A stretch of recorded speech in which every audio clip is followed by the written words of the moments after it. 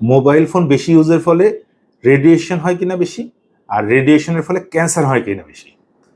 এই জিনিসটা অনেকেই আমার কাছ থেকে জানতে চান যে মোবাইল ফোন ইউজের ফলে যে ইউজ করছে অনেক বেশি তার ক্যান্সার হয় কিনা।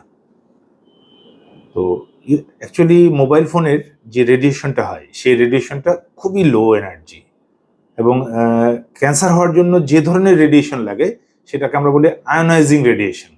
আর মোবাইল ফোন, টিভি এগুলো থেকে যে রেডিয়েশনগুলো হয় এটা low energy and non ionising radiation. তার মানে টিভি দেখেন অথবা মোবাইল দেখেন, যেটাই দেখেন না কেন দেখবেন যে প্রায় সবগুলোরই স্ক্রিন হচ্ছে প্রায় সেম, এলসিডি স্ক্রিন বা এই জাতীয় মনিটর, এবং এগুলো থেকে ইউজুয়ালি ক্যান্সার হওয়ার পরিমাণ নাই বললেই চলে। এই ধরনের কোনো ডকুমেন্টেশন আসলে পুরো বিশ্বে নেই।